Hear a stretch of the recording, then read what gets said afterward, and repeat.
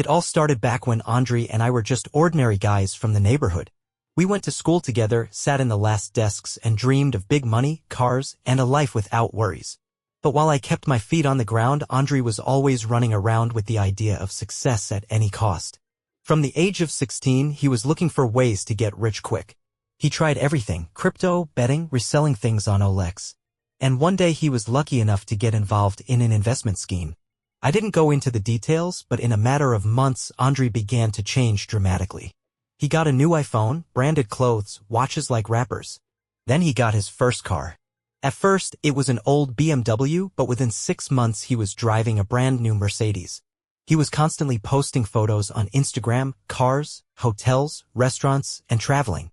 He turned from a simple guy from the neighborhood into a local star. Everyone was talking about him. His stories were viewed by hundreds of people and his followers grew like a weed. I was also invited to join the scheme, but I was more cautious. I didn't trust easy money, it all looked too good to be true. And Andre laughed at me, saying, "You just don't want to take risks. Those who don't take risks don't drink champagne." His words sounded confident and I felt like a loser in front of him. He bought expensive things for his girls, took them to the most expensive places in the city. Once we went to a restaurant together and I saw him tip the waiter 1,000 hryvnias, just like that. Like, let the guy have a good day. And although I admired him at the time, somewhere deep down something was gnawing at me. What will happen if this fairy tale ends? But everything was only gaining momentum. Andre started making videos about success, how to achieve goals, how to become rich. His YouTube channel gained momentum. He became a local guru. And what's most surprising is that people followed him. It seemed like a dream had come true. And then I started to notice the first cracks. From the outside, everything looked like Andre was flying upwards without stopping. But if you looked closely, you could see the first signs of problems. He became more irritable, often nervous, and answered simple questions abruptly. Once, when we were sitting in a coffee shop, one of his partners called him. He went to answer it, but I accidentally heard the end of the conversation. "You still owe me 200 grand. And don't even think about disappearing," he said. When he came back, I didn't say anything. But there was something new in his eyes: fear. He quickly dismissed the topic, changed the subject as if nothing had happened. However, I could no longer ignore the fact that his business was beginning to falter. He often complained that the market was down, that customers weren't paying, that everyone was jealous and toxic. He started selling the things he had been so proud to show off until recently. First came expensive watches, then designer clothes. He explained it simply: "I just wanted to update my collection." But the truth was different. He was running out of money. His YouTube videos began to lose views. The comments became harsher. People started asking why he was driving his old car again, why he wasn't filming from his penthouse, why his successful friends had disappeared. And most importantly, news stories about his big earnings disappeared. He began to avoid questions and limited his comments. I tried to talk to him, to support him. I said I could help in any way I could. But he was offended. He exclaimed that I didn't understand anything, that successful people always face waves and that he would soon rise again. However, I could see that he was losing his footing. One day we accidentally crossed paths in a supermarket. Andre was walking with a small bag and looked tired. He didn't have that walk with his head up, that sparkle in his eyes. He smiled wryly and said, "Temporary difficulties." I nodded, although I knew in my heart that this was the beginning of the end. He no longer invited me to parties or get-togethers. Even his Instagram became silent. The stories disappeared. The posts were sparse and emotionless. People began to forget. And those who boasted of knowing him yesterday turned away today. His empire began to crack like ice in spring. And then came the moment when everything fell apart completely. A few weeks passed since I last heard from Andre. His social media pages were silent. His phone was out of range. I started to worry, even though he always portrayed himself as a hero who was in control. But I felt that something had happened. One evening I met him, by chance.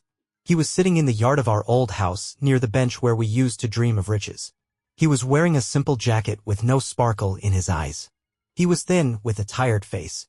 He was holding a plastic cup of coffee in his hand and smoking. His gaze was distant, as if he was looking through me. "Andre." I couldn't help but be surprised. He smiled, but somehow bitterly. "Hello. It's been a long time." We sat down next to each other. And he started talking. No pathos, no pomp. Just as it is. Everything fell apart. "Do you remember those investments I was doing? It was a pyramid scheme. I was drawn in by myself and I thought I would have time to get out before the collapse. But no. When the payments started pouring in, I was already too deep. People started calling, demanding a refund. Some even came to my house. I listened in silence. He kept talking as if he was finally able to get it all out. Then I sold everything. My car, my watch, even my phone, which had a bunch of videos from my successful life.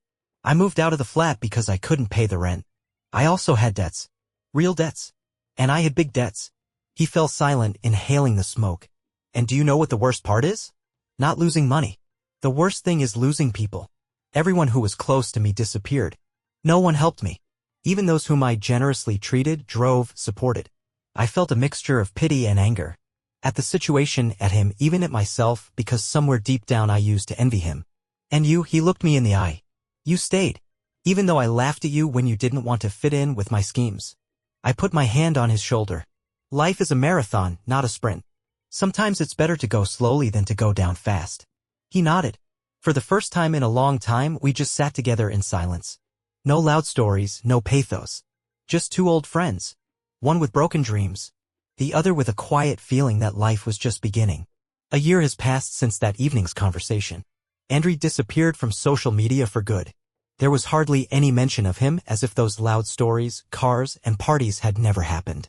But I knew he hadn't disappeared. He started living a different life. We saw each other from time to time. He got a job, a simple, non-prestigious, but stable one. First in a warehouse, then in logistics. No pomp, no success. Just to survive. But something new appeared in his eyes. Something real. Humble. Strong. I no longer dream of a Ferrari, he once said. Now I just dream of having a home where there is peace. And people around me who will remain even when everything disappears. These words sank deep into my soul. Because they were true. The kind of truth that courses on successful success don't teach. He understood the value of real life, not in money but in values. Together we recalled our school years, our first dreams, our first mistakes. And I saw that I was no longer seeing the same Andrei who used to boast about money.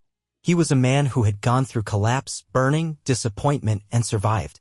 He survived not in body but in soul. I used to think that everything is bought. Friends, love, respect. And now I know that the real thing is not for sale. And it can't be bought. You either have it or you don't. I smiled. Because this is how real stories end, not with glitter, but with light inside. Today we both live at our own pace. I am working on my goals. He is working on his peace of mind. We meet rarely, but each meeting is a reminder. In life, it's not how high you fly, but how you get up when you fall that matters. And I am glad that my friend got up. Not in money. In himself.